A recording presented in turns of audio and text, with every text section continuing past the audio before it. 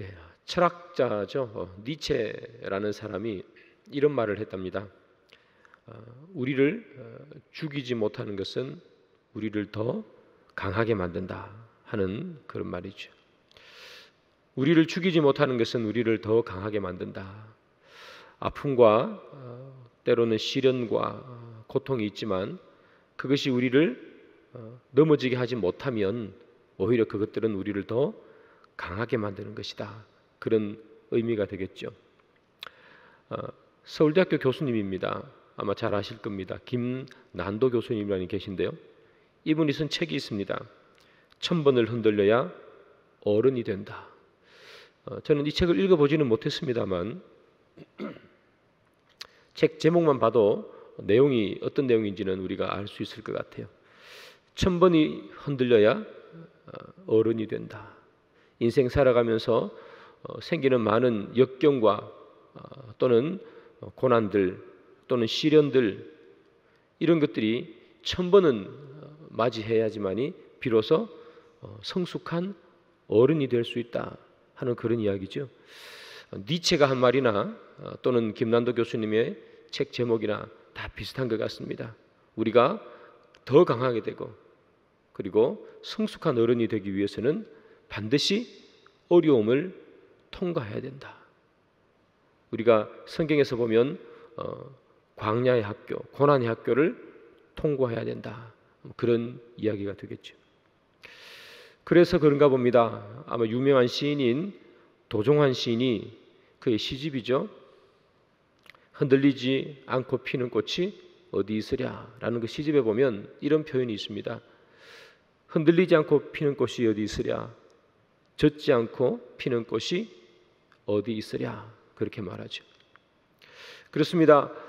모든 꽃은 비바람에 흔들려가면서 피게 되고요. 그리고 하늘에서 내리는 세찬 그런 바람을 맞고 그리고 견디고 비도 견디고 해서 그렇게 꽃이 되는 거겠죠.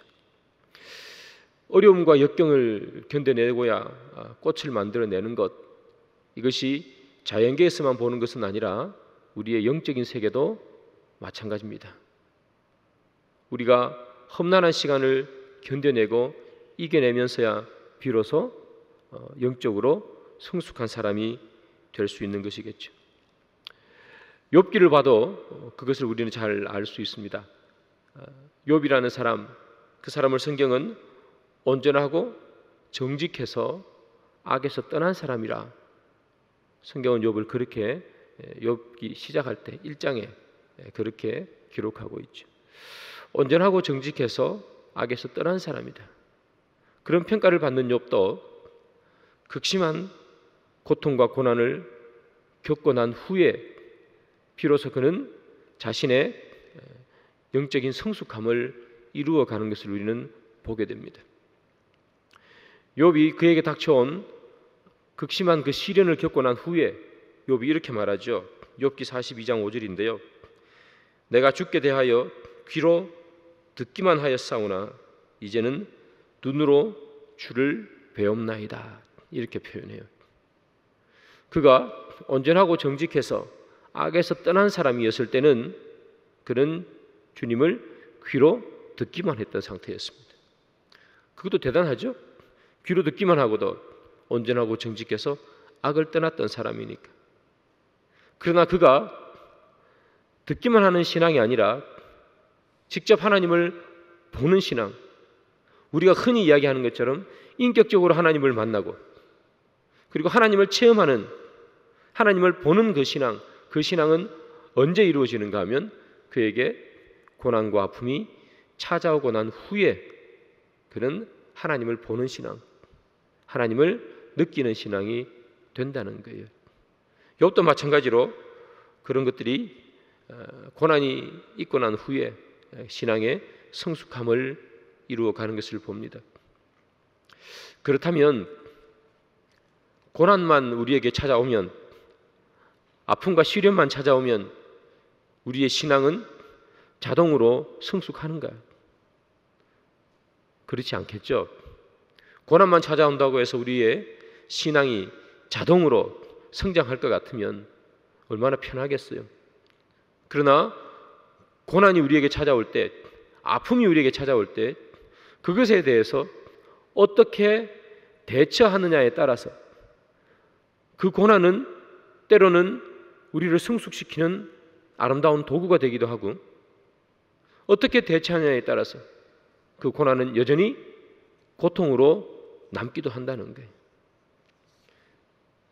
그러면 그 고난에 대해서 우리가 도대체 어떻게 대처해야 되는가? 어떻게 대처해야지 고난이 우리를 더 단단하게 만들어가는 그런 도구가 될 수 있는가? 제가 며칠 전에 책을 한 권 읽었는데요. 그 책은 김윤정이라는 분이 쓰신 책인데, 책 제목은 작은 가게에서 진심을 배우다 하는 책이에요. 김윤정 씨라는 이분은요, 용인에 가면 그 고길이라는 동네가 있습니다. 그 고길이라는 그 동네에 고길이 막국수집을 낸 사람이에요. 그것이 잘 돼서 책까지 쓰신 그런 분인데요. 저도 책을 읽다가 보니까 이 집에 가가지고 꼭 막국수를 먹어봐야 되겠다. 사실은 그런 생각이 들었어요. 그래서 이제 월요일 날 가려고 했는데 마침 이번 주가 만나서 기간이라 가지고 제가 설교 준비한다고 못 갔는데요. 가면 뭐 기본으로 어떤 목사님이 거기 갔는데 2시간 반 기다린다 그래가지고 못 먹고 왔답니다. 어쨌든 뭐 되게 잘 되는 그런 집인데, 이 사람이 쓴 책 작은 가게에서 진심을 배운다. 여러분들도 아마 나중에 한 권씩 사서 보시면, 읽으시면 많은 도움도 되리라 그런 생각이 듭니다. 이분이 원래는요, 남편하고 그 이자카야라는 일본식 식당을 했대요. 이자카야가 뭐니 제가 찾아보니까 일본식 술집이랍니다. 음식도 팔고 술도 팔고 하는, 그게 이자카야라는 그런 식당인데요. 처음에는 그 식당을 냈을 때 식당이 아주 잘 됐대요. 돈도 많이 벌고. 그래서 이렇게 참 많이 이렇게 수입도 없고 해서 편안하게 삶을 이렇게 살았답니다. 먹고 싶은 거 하고 싶은 거 다 하면서 살았대요. 근데 어느 날부터 이 잘 되는 식당이 조금씩 잘 안 되는 거예요. 손님이 발길이 조금씩 끊어지고. 그러다 보니까 어느 날 폐업을 해야 되는 상황까지 온 거예요. 수입이 없잖아요. 그러니 예전에는 무심코 그냥 보냈던 애들 학원까지도 이렇게 조절하고 끊어야 되는 그런 상황까지 오게 된 것이죠. 그 잘 되던 그 식당을 이제 결국 폐업하고 한참을 고민하다가 빚을 내 가지고 돈이 별로 없으니까 이 고길이라는 시골에 가가지고 식당을 낸 거예요. 그게 고길이 막국수집입니다. 그 시골에 처음 식당을 내니까 사람들이 뭐 잘 모르잖아요. 요즘 뭐 식당 이렇게 내면은 그 풍선 이렇게 세우잖아요, 그죠? 이렇게 막 흔들리는 풍선 있잖아요. 그런 이벤트도 하나도 안 하고 그냥 식당을 냈대요. 돈이 별로 없었으니까 그랬겠죠. 그런데 이제 손님들이 한 분씩 오고 또 맛을 이렇게 느끼다 보니까 소문이 이렇게 나는 거죠. 그래서 이렇게 맛있다는 소문이 나다 보니까 계속해서 손님이 늘어나고, 그래서 너무너무 잘 되는 거예요. 2020년에 이 고길이 막국수집에 수입이 얼마냐, 매출이 1년에 30억입니다. 그 작은 가게가 30억의 매출을 올릴 정도니까 뭐 2시간 줄 서는 건 뭐 기본이겠죠. 그렇게 잘 된 거예요. 그러면서 이분이 그 책 중간중간도 그렇지만 끝부분에 이렇게 써요. 본인이 이자카야라는 그 식당이 잘 되다가 이제 그만두고, 그래서 좀 어려움을 겪었잖아요. 그 새로운 막국수집을 냈는데 그게 잘 됐던 이유가 뭔가? 비결이 뭔가? 물론 여러 가지 비결이 있겠죠. 뭐 맛있었을 것이고 친절했을 것이고 뭐 식당이 깨끗했겠고 그렇겠죠. 근데 그분이 거기다가 그 식당이 잘 된 비결을 이렇게 썼어요. 진심을 다하고 기본을 지켰다. 처음에는 망했는데 그 다음 식당이 이렇게 잘 됐던 이유는 뭐냐? 진심을 다하고 기본을 지켰다는 거예요. 근데 이걸 보면 너무 뻔한 말이잖아요. 뭐 특별한 비결을 쓰는 게 아니라 우리는 특제 소스를 씁니다. 이런 게 아니라 진심을 다하고 기본을 지켰다는 거예요. 너무나 뻔한 말. 우리가 수능 시험 치면 만점자에게 물어보잖아요. 어떻게 그렇게 했습니까? 학교 수업에 충실하고 예습복습 철저히 하고. 너무나 기본적인 말이에요. 이것도 마찬가지잖아요. 특별한 것도 없을 것 같은 그 말이잖아요. 근데 제가 이게 곱씹어 보니까 진짜 그런 것 같아요. 진심을 다하고 기본을 지키는 가게가 몇 가게나 있을까요? 우리 앞에도 나가면 성신여대 앞에 식당이 얼마나 많아요. 맛있는 집도 있고 잘 되는 집도 있고 잘 안 되는 집도 있고 그렇잖아요.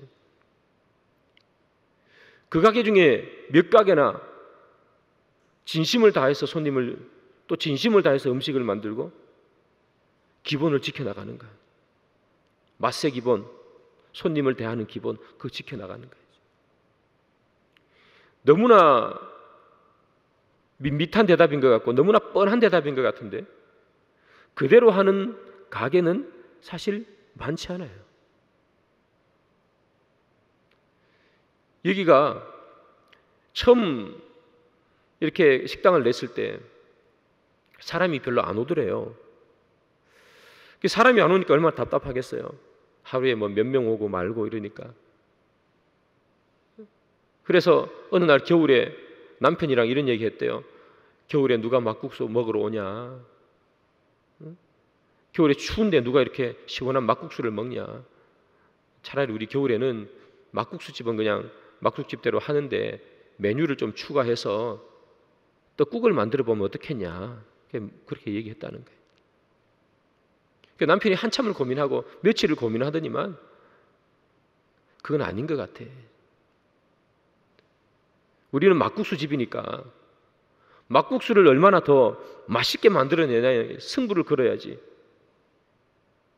겨울 장사 좀 안 된다고 해서 떡국 만들면 그리고 애들 손님 한 명씩 온다고 해서 돈가스 만들면 이게 무슨 막국수집이냐. 이게. 우리가 막국수를 더 맛있게 만들어내는 그걸 우리가 연구하자. 이게 기본을 지키는 거 아니겠어요?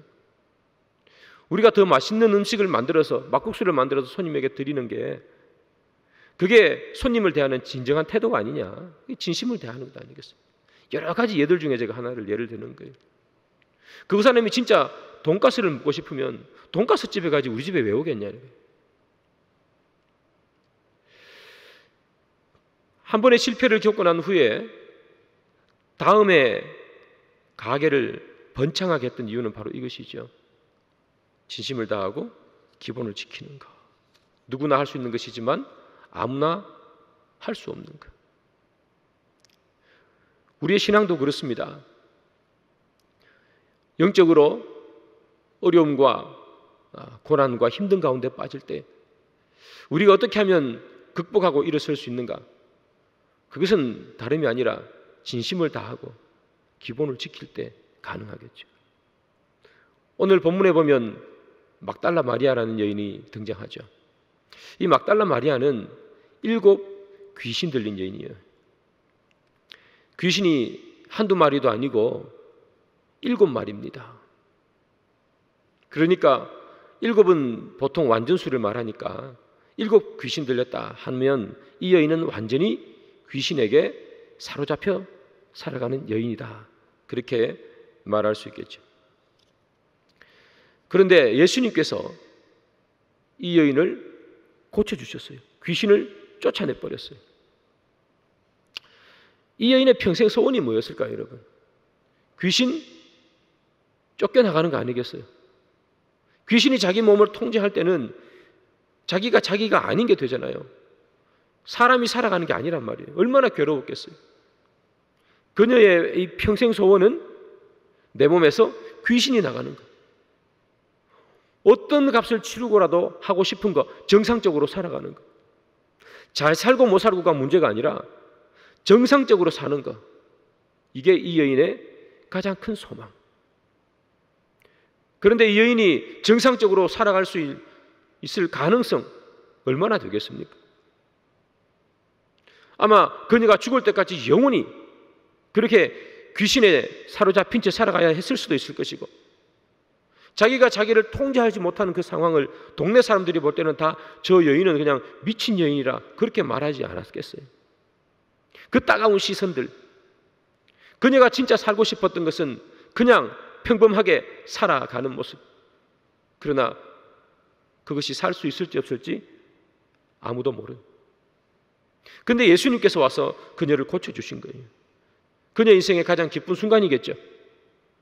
그녀에게 부모님이 있었다면 부모님 삶에서도 가장 기쁜 순간, 이 여인에게서 귀신이 쫓겨나간 순간, 얼마나 기뻤겠습니까, 여러분? 우리가 그 상황이면 충분히 이해할 수 있는 거잖아요. 인생의 가장 큰 기쁨이. 자, 그녀가, 예수님께서 그녀를, 그 귀신을 쫓아내자 그녀가 어떻게 하는가? 누가복음 8장 2절 3절. 또한 악귀를 쫓아내심과 병고침을 받은 어떤 여자들, 곧 7 귀신이 나간 자 막달라인이라 하는 마리아와 헤롯의 청지기 구사의 아내 요한나와 수산나와 다른 여러 여자가 함께하여 자기들의 소유로 그들을 섬기더라. 이 막달라 마리아, 막달라라는 것은 이 여인이 살았던 동네가 막달라라는 동네예요. 그래서 성경에 마리아가 많이 나오잖아요. 그래서 구분하기 위해서 막달라 마리아. 막 달라는 게 아니고 막달라라는 동네에 살았다는 거예요. 막달라 마리아. 자, 이 여인이 병에서 나았습니다. 저기 보면 요한나랑 수산나라는 여인도 같이 등장하죠. 딱 병에서 또는 귀신에서 나음으로 뭘 했는가? 자기들의 소유로 그들을 섬기더라. 딱 낳자마자 자기가 가지고 있는 소유물, 재산이죠. 그걸로 주님을 섬겼다는 거예요. 자, 저기서 섬긴다는 이 단어는요, 시제가 어떻게 되어 있는가 하면 미완료 시제입니다. 미완료 시제라는 것은 완료가 안 됐다는 거죠. 계속해서 하고 있다는 거예요. 완료가 안 됐으니까. 그러니까 섬기는 일을 단회적으로 한 번만 했다는 것이 아니라 계속해서 하고 있는 것을 보여줍니다. 자기의 재산을 가지고 계속해서 주를 섬기더라. 자, 그것은 무엇을 의미합니까? 자기 재산보다 누가 더 소중해요? 예수가 소중해요. 내 재산보다 예수가 더 소중했어요. 그래서 자기 재산을 가지고 한 번 헌금을 드린 게 아니라 어떻게 한다? 계속해서 예수님과 그를 따르는 제자들을 섬겼다는 거예요. 내 재산보다 예수님이 소중하다. 내 재산보다 복음이 더 값지다. 그런 이야기예요. 모두가 그녀를 피했잖아요. 다 손가락질 했겠죠. 그러나 단 한 분, 자기를 인간 대접해주고 자기를 고쳐주신 분, 예수님. 그래서 그녀는 자기의 재산을 들고 주님께 헌신하는 걸 아까워하지 않았습니다. 그녀는 그때부터 주님을 떠나지 않았습니다. 예수님이 가는 곳이면 어디든지 그녀는 있었어요. 그런데 그녀에게 청천벽력 같은 소식이 딱 하나 떨어집니다. 예수님이 죽으신다는 거예요. 예수님은 자기의 전부였습니다. 그래서 자기 전 재산을 데려가며 예수를 따라갔던 건 아니겠어요? 그런데 그 예수님이 이제 돌아가신다는 거예요. 상상할 수 없는 일이, 상상할 수 없는 슬픔이, 상실감이 그녀에게 몰려옵니다. 그녀는 예수님이 십자가를 지고 갈 때도 그 뒤를 따라다니면서 울고 있었습니다. 예수님께서 십자가에 달려 계신 그때에도 제자들 다 도망갔지만 그녀는 도망가지 않고 지켜봅니다. 예수님께서 마지막 숨을 거두는 그 순간도 그녀는 그곳 현장에서 그 광경도 지켜봅니다. 마침내 예수님께서 돌아가셨습니다. 그녀는 주체할 수 없는 상실감이 찾아왔을 것입니다. 고난이 찾아올 때 어떻게 대처하느냐에 따라서 그 고난이 고통이 되기도 하고 나를 더 강하게 만드는 도구가 되기도 하겠죠. 마리아는 이 깊은 상실감, 그녀의 전부였던 예수님께서 돌아가시는 이 아픈 마음, 이 아픈 마음을 도대체 어떻게 대체했을까? 그녀는 고기리 막국수집처럼 진심을 다하고 기본을 지켰어요. 그녀는 어떻게 진심을 다했는가? 예수님께서 무덤에 묻히셨어요. 아무도 찾지 않는 그 무덤, 그녀가 무덤으로 달려가죠. 그녀의 손에는 이 향유가 하나 들려 있습니다. 왜 그것을 향유를 들고 갔는가? 예수님께서 급하게 장사를 치르다 보니까 그 몸에 뿌려야 되는 향유조차도 뿌리지 않았기에 예수님에게 뿌리려고 향유를 들고 갔다는 거예요.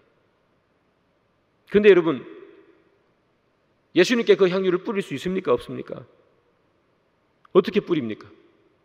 예수님께서 무덤에 갇히셨는데, 큰 돌로 무덤의 입구를 막아버렸는데, 로마 병사가 입구를 지키고 있는데 그 향유를 어떻게 부어요? 예수님에게.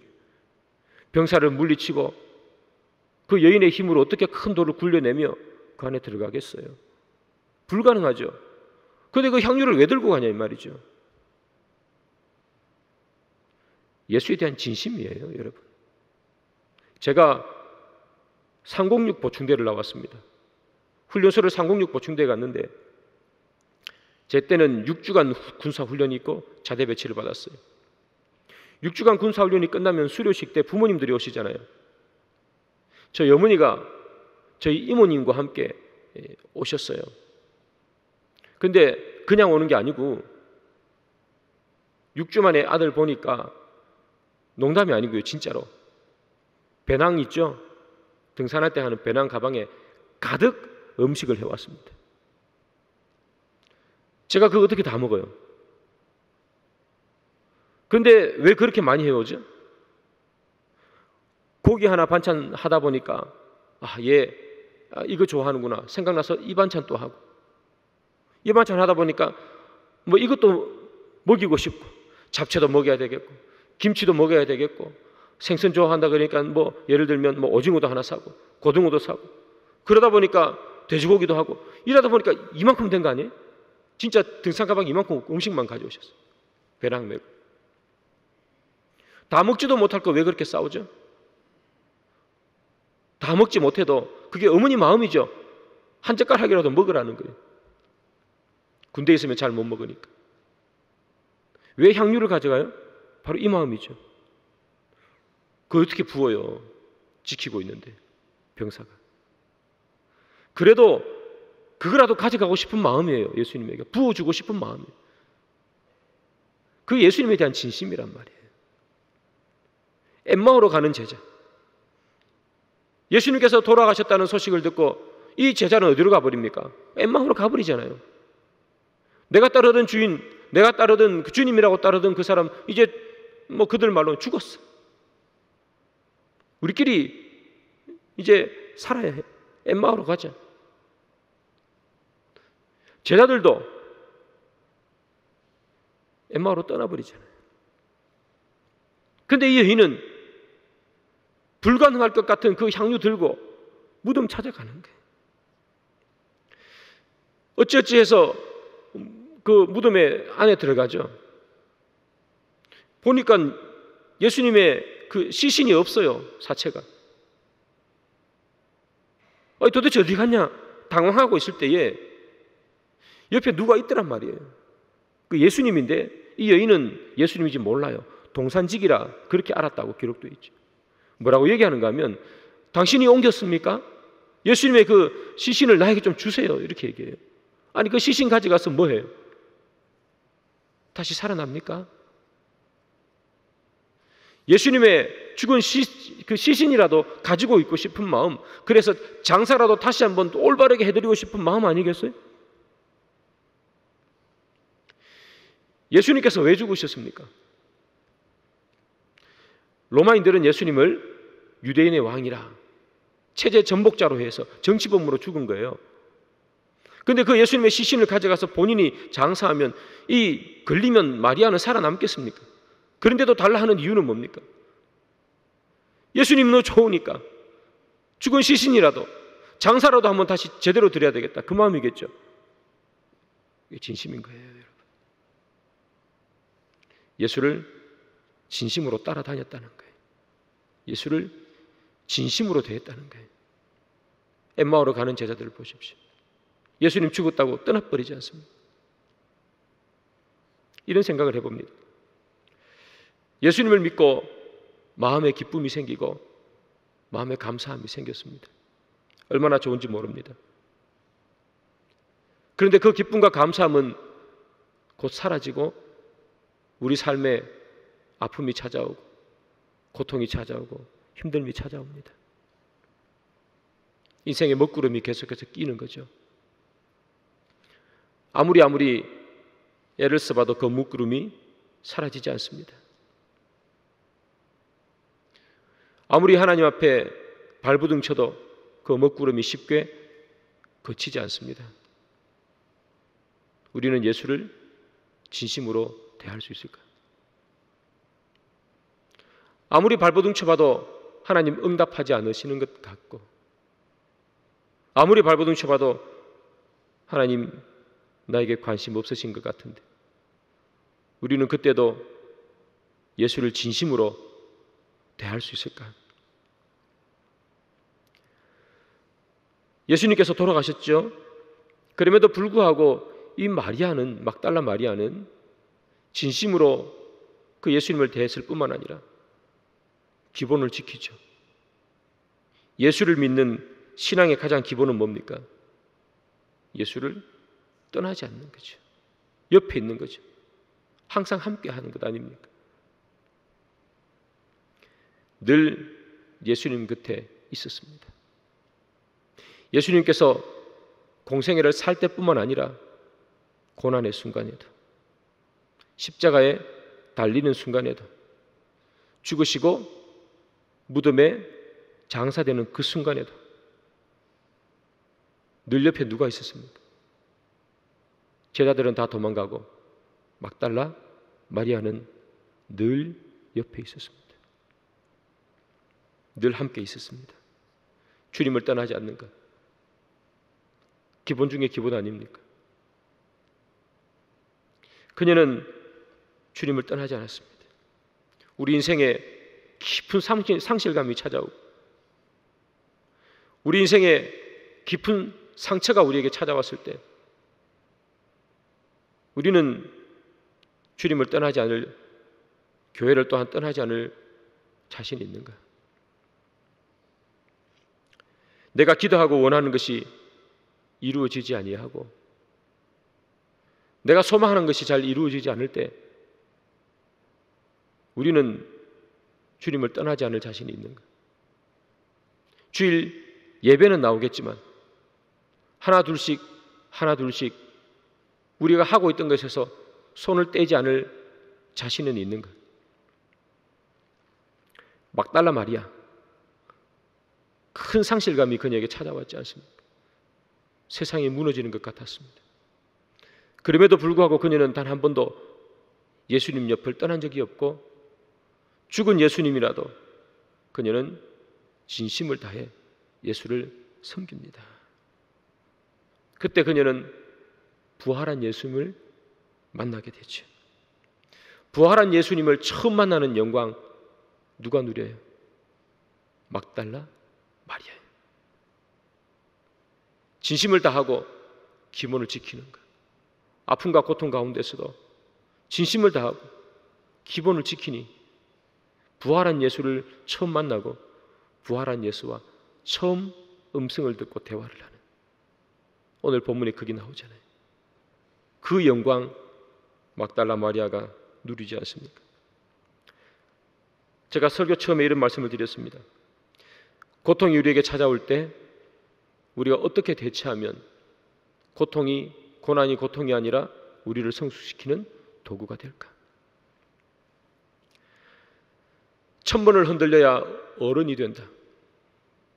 우리에게 찾아오는 아픔과 힘듦, 흔들리는 순간, 그 순간에도 사랑하는 여러분, 진심을 다해서 주님을 대하시기 바랍니다.